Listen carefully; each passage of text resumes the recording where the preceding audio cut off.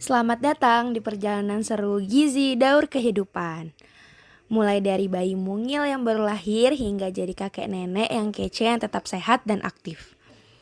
Gizi yang tepat di setiap tahap kehidupan adalah kunci tubuh yang sehat, otak yang cerdas, dan masa depan yang cerah.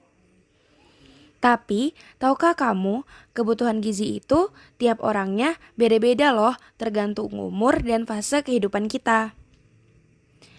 Ayo ikut kita menyusuri roller coaster kehidupan dari masa prakonsepsi hingga masa lansia. Gizi dalam daur kehidupan dimulai dari tahapan awal yaitu masa prakonsepsi. Gizi pada masa prakonsepsi. Gizi pada masa prakonsepsi. Masa prakonsepsi adalah periode penting sebelum seorang wanita merencanakan atau memulai kehamilan, yaitu ketika seorang wanita berfokus pada kesehatan dan persiapan untuk mencapai kehamilan yang sehat. Pada masa prakonsepsi, dibutuhkan perhatian pada status gizi dan kesehatan reproduksi, dengan tujuan agar dapat menciptakan kondisi yang optimal pada saat pembuahan. Manfaat dari masa prakonsepsi meliputi pengurangan risiko komplikasi selama kehamilan, peningkatan peluang keberhasilan kehamilan, dan kelahiran anak yang sehat.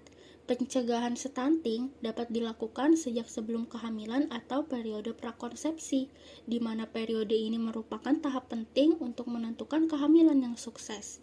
Masa prakonsepsi merupakan periode sebelum terjadinya pembuahan pada sel telur, yaitu waktu di mana sebelum sel ovum bertemu dengan spermatozoa.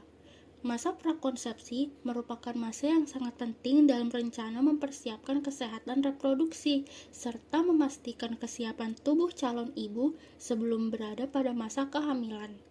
Status gizi wanita pada masa prakonsepsi akan sangat menentukan kualitas sel telur, kelancaran proses pematangan sel telur, serta keberhasilan pembuahan untuk menjadi janin. Status gizi calon ibu selama 3-6 bulan pada masa prakonsepsi akan menentukan kondisi bayi yang dilahirkan. Kecukupan gizi pada masa prakonsepsi berperan penting dalam penyediaan cadangan asupan gizi yang akan mendukung pertumbuhan dan perkembangan janin di awal kehamilan. Pemenuhan gizi pada masa prakonsepsi meliputi pemenuhan kebutuhan energi, zat gizi makro, karbohidrat, protein, lemak, dan zat gizi mikro, terutama asam folat, zat besi, kalsium, yodium, vitamin A, B, D, dan kolin. Asam folat berperan sangat penting untuk dikonsumsi sejak sebelum masa kehamilan karena dapat berperan dalam pembentukan tabung saraf pada janin, sehingga kekurangan asam folat dapat meningkatkan risiko cacat lahir. Zat besi berperan penting untuk dapat dipenuhi agar mampu mencegah risiko mengalami anemia yang dapat menyebabkan komplikasi pada ibu dan janin, seperti bayi lahir dengan berat badan rendah. Kalsium dibutuhkan untuk mendukung pertumbuhan tulang dan gigi bayi, serta menjaga kesehatan tulang ibu. Yodium diperlukan untuk perkembangan otak dan sistem saraf janin, dan kekurangan yodium akan dapat mengakibatkan gangguan perkembangan serta risiko keguguran atau kelahiran prematur pada janin. Calon pengantin wanita merupakan bagian dari kelompok wanita usia subur (WUS) yang perlu mempersiapkan kecukupan gizi tubuhnya, karena gizi yang optimal pada calon ibu akan mempengaruhi tumbuh kembang janin, kondisi kesehatan bayi yang dilahirkan, dan keselamatan selama proses melahirkan. Halo, saya Afifah. Di sini saya akan menjelaskan gizi pada ibu hamil dan ibu menyusui.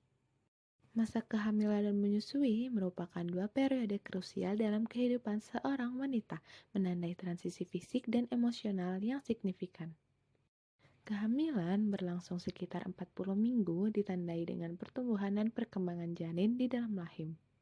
Selama periode ini, tubuh ibu mengalami perubahan besar untuk mendukung pertumbuhan janin, termasuk peningkatan volume darah, perubahan hormon, dan penambahan berat badan.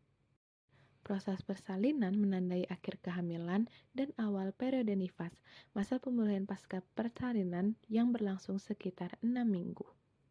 Setelah persalinan, ibu memasuki masa menyusui, periode pemberian ASI eksklusif selama 6 bulan pertama kehidupan bayi, dilanjutkan dengan pemberian ASI hingga usia 2 tahun atau lebih, disertai dengan makanan pendamping ASI atau MPASI yang sesuai.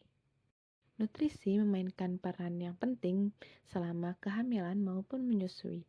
Ibu hamil membutuhkan peningkatan asupan kalori, protein, zat besi, asam folat, kalsium, dan berbagai vitamin dan mineral lainnya untuk mendukung pertumbuhan janin dan kesehatan ibu. Kekurangan nutrisi dapat berdampak buruk pada perkembangan janin, meningkatkan risiko komplikasi kehamilan seperti anemia dan kelahiran prematur. Asupan energi dan protein yang tidak tercukupi dengan baik pada ibu hamil juga dapat mengakibatkan kurang energi kronis atau KEK. Seorang ibu hamil dengan KEK beresiko melahirkan bayi dengan berat badan rendah atau BBLR.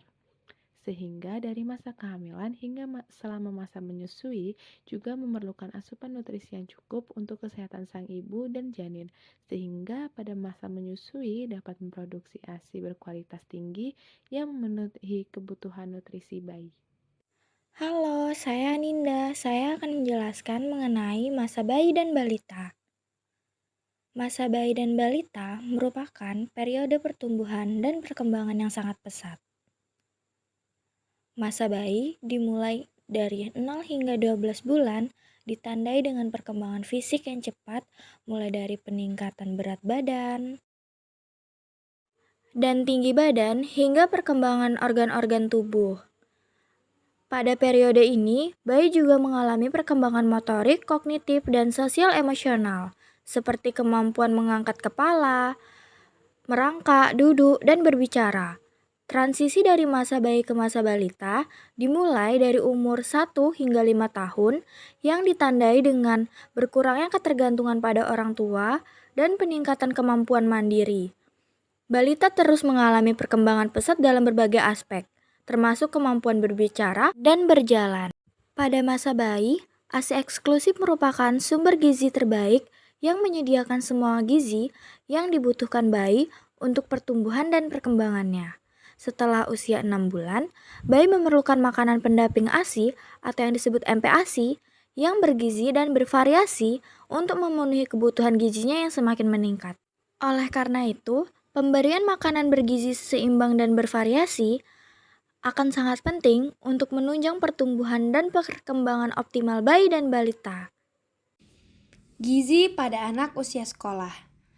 Masa anak usia sekolah sekitar umur 6 tahun sampai 12 tahun merupakan periode penting dalam perkembangan kognitif, sosial, dan emosionalnya.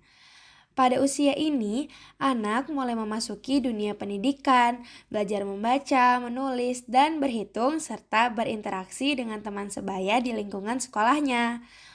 Perkembangan fisik ini juga terus berlangsung meskipun tidak sepesat masa bayi dan balita. Usia anak sekolah sudah mulai menunjukkan pemahaman konsep-konsep abstrak dan mengembangkan kemampuan berpikir. Interaksi sosial di sekolah dan di lingkungan sekitar juga sangat penting untuk perkembangan sosial dan emosional anak. Gizi yang tepat sangat penting untuk mendukung pertumbuhan dan perkembangan pada anak usia sekolah ini. Zat gizi yang cukup memberikan energi yang dibutuhkan untuk aktivitas belajar dan bermain, serta mendukung perkembangan otak dan fungsi kognitif. Kekurangan nutrisi dapat berdampak negatif pada konsentrasi, daya ingat, dan daya tahan tubuh anak. Asupan zat gizi yang seimbang juga harus mencakup karbohidrat kompleks sebagai sumber nutrisinya, protein untuk pertumbuhan, lemak sehat untuk perkembangan otak, serta vitamin dan mineral untuk berbagai fungsi tubuh. Anak usia sekolah membutuhkan makanan yang bergizi dan bervariasi, termasuk buah-buahan, sayuran, protein hewani dan nabati, serta biji-bijian. Pemberian makanan yang sehat dan bergizi akan membantu anak untuk mencapai potensi optimal secara fisik dan perkembangan otaknya. Aku Winda, aku mau ngejelasin apa sih masa remaja itu. Jadi, masa remaja merupakan periode transisi antara masa anak usia sekolah dan dewasa, ditandai dengan perubahan fisik, psikologis, dan sosial yang signifikan. Perubahan fisik yang paling menonjol adalah pubertas, yang ditandai dengan perkembangan organ reproduksi dan munculnya ciri-ciri seksual sekunder. Pada masa ini, remaja juga mengalami perkembangan kognitif yang pesat, termasuk kemampuan berpikir abstrak, pemecahan masalah, dan pengambilan keputusan. Perkembangan sosial dan emosional juga sangat dinamis, dengan pembentukan identitas diri, pencarian jati diri, dan peningkatkan interaksi sosial dengan teman sebayanya. Masa remaja merupakan periode yang penuh perubahan yang memerlukan dukungan dan bimbingan dari sekitarnya. Gizi yang baik sangat penting selama masa remaja karena mendukung pertumbuhan dan perkembangan yang pesat, baik fisik maupun mental. Kebutuhan gizi pada remaja lebih tinggi dibandingkan anak-anak karena mereka mengalami pertumbuhan yang cepat dan peningkatan aktivitas fisik. Asupan nutrisi yang cukup penting untuk mendukung perkembangan tulang, otot, dan organ-organ tubuh lainnya. Gizi juga berperan dalam menjaga kesehatan reproduksi, meningkatkan sistem imun, dan mendukung perkembangan otak serta fungsi kognitif.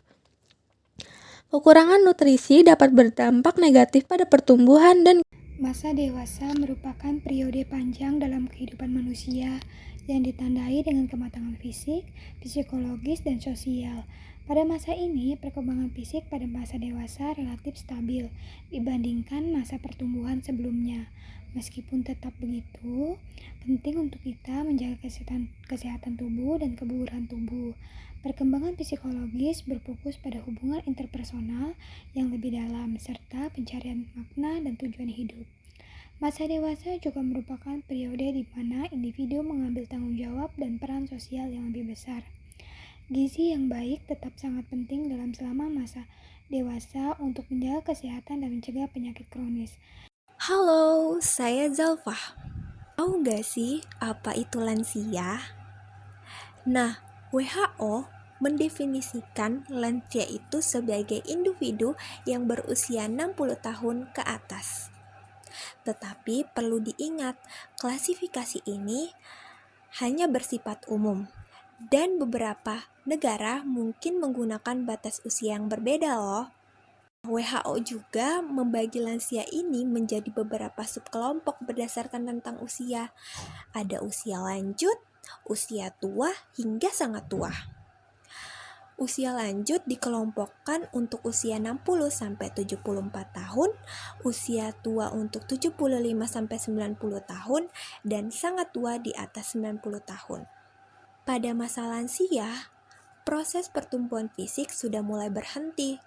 Sebaliknya, terjadi juga penurunan fungsi tubuh seperti berkurangnya massa otot, elastisitas kulit, dan kemampuan organ-organ tubuh. Selain itu, sistem pencernaan dan penyerapan gizi juga mulai menurun, sehingga kebutuhan gizi lansia harus disesuaikan agar tetap sehat dan bugar.